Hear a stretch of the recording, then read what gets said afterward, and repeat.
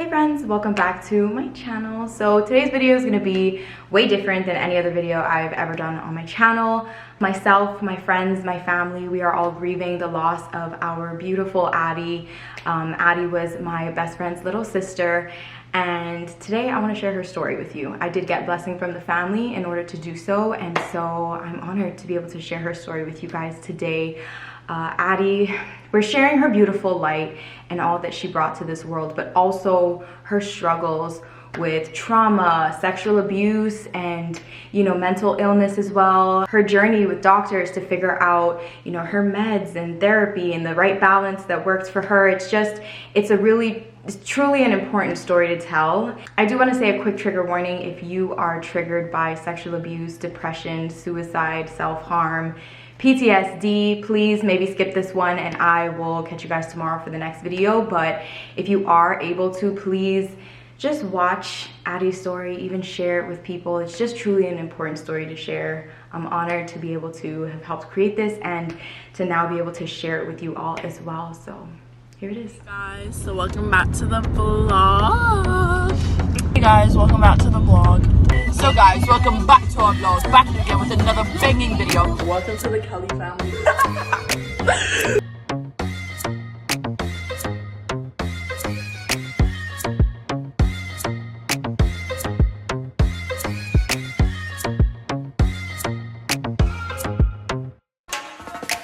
Instead of a traditional eulogy, we want to give you a unique glimpse into Addison's beautiful spirit, her contagious energy, the joy she radiated, but also the struggles she experienced in the last few years of her life, which shaped her into the courageous and determined person that people saw. Hi, good morning. I'm Addison, or Addie. A lot of you guys used to know me as Madison. I recently went through a name change. Our amazing girl was born Madison Ann Kelly, but changed her first name to Addison in 2021. This was her effort to redefine herself and to make the statement that she was more than her trauma and mental illnesses. We will be referring to her as Addison or Addie, and we respectfully ask that everyone please make an effort to honor her spirit by using the name that she chose, one that made her feel beautiful and strong. As a father of two wonderful girls, I was hoping for a son, so I wouldn't be outnumbered, but Addie sealed my fate of being surrounded by all girls.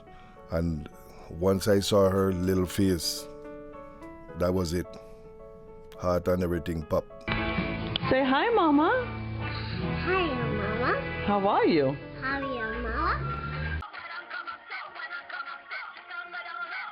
Is in my cup. In my cup is in my cup. My cup is. My cup is. My cup. What's in my cup is in my cup. Addie was a ball of energy, and as she grew into her toddler phase, it often took both of her sisters to wrangle her. She was fast and eager to learn and be involved in everything. Addie was like everyone's baby sister, always the first to dance when music was playing, the loudest singing along, and the first to crack a joke.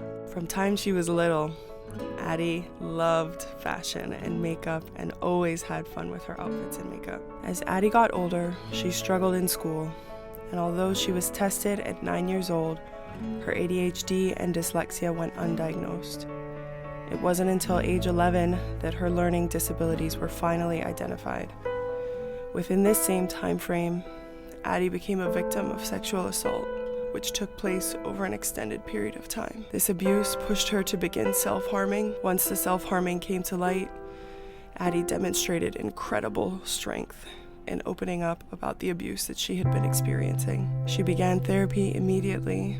Although supporting her through her trauma presented a huge learning curve, our family stepped up for Addie and made every effort to push past common misconceptions about mental illnesses and trauma, especially those that run rampant throughout the Caribbean. Addison was dedicated to healing. She understood that a mental illness, like any other illness, required treatment. No one knew the inner turmoil Addie was experiencing because the one thing she was consistent with was spreading energy and joy to those around her, despite her own suffering. She did find solace and peace in her church family.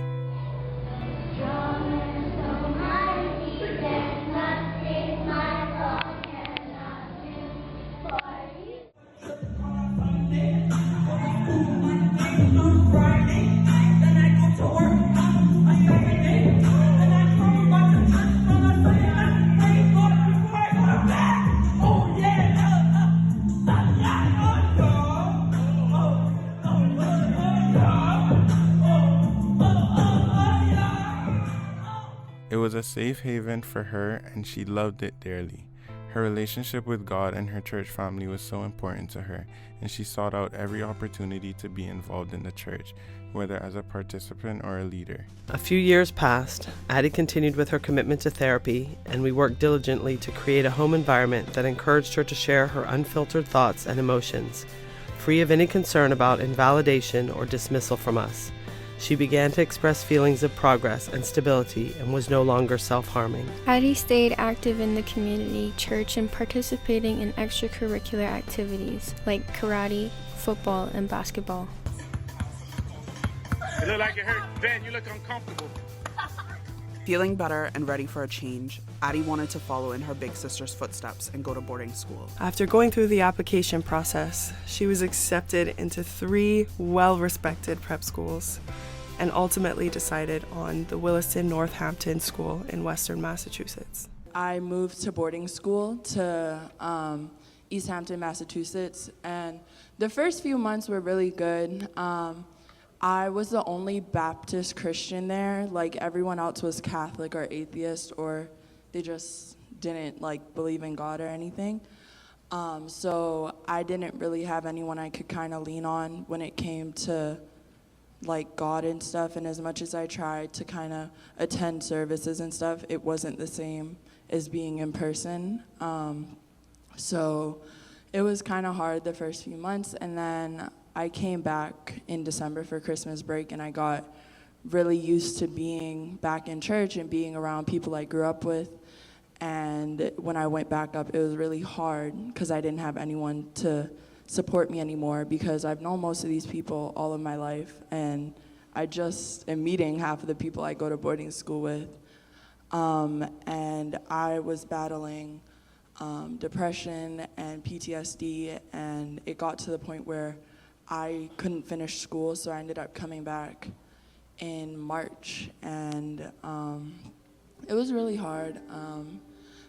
As much as I was trying to go to therapy and stuff, in April I had a suicide attempt. After her attempt, Addie continued to work with her therapist, and in March 2021, she was officially diagnosed with depression and post-traumatic stress disorder, known as PTSD.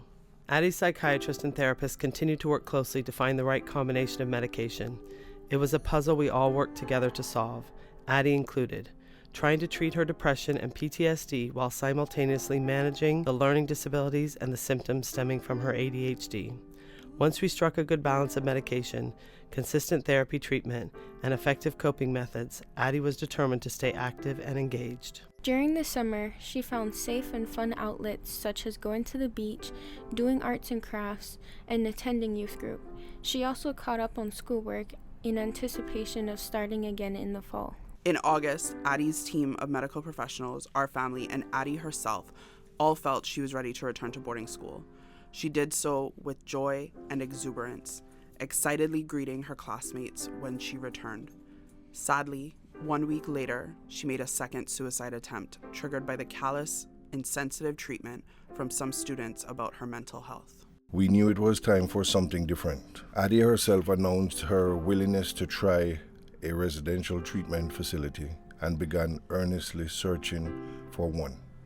Unfortunately, due to the mental health crisis in America, there was extremely limited availability at youth facilities. We were so proud of how fiercely she advocated for her health and healing. The emotional intelligence she possessed was beyond her years. Through all of this, Addie kept doing what she loved best, dancing. The girl them skill out, chip. Thunderball, some give it to, some give it to, some give it to our girls. 5,040,000 naughty shorty. Baby girl, all my girls, all my girls. Thunderball say, well, on the way that. In October, a space became available and Addie entered a 6-week treatment facility where she continued with more intensive therapy and learned healthy coping techniques. Addie yearned to get better, and she did everything within her power to claim her healing. It was at the facility that she was diagnosed with borderline personality traits, a diagnosis that helped those close to her understand her struggles and challenges much better. After she completed her time at the facility in December, we all enjoyed a wonderful Christmas vacation in California. The first time that the 5 of us had been together in 2 years. We saw Addie's absolute favorite play, Hamilton, for her 16th birthday. Happy birthday to you. Happy birthday, dear Addie. Happy birthday to you. Yay!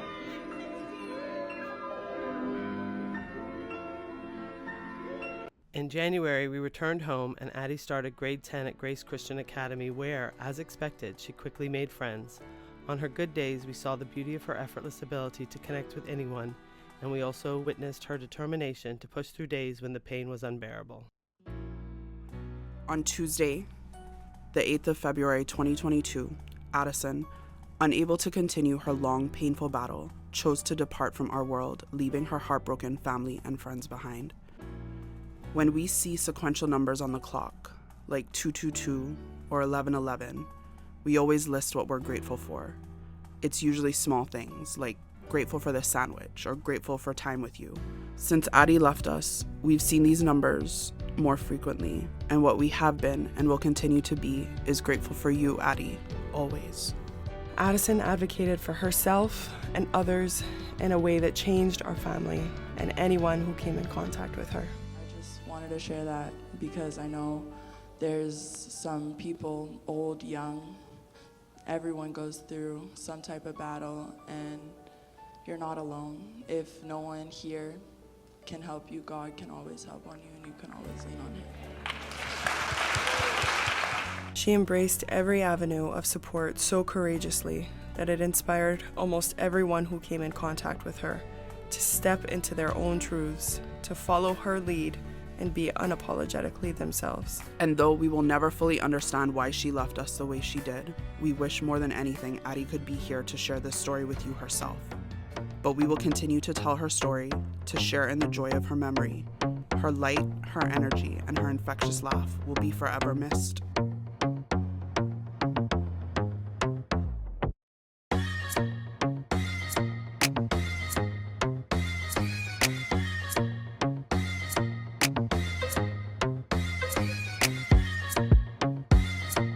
I love you guys. Have a good time.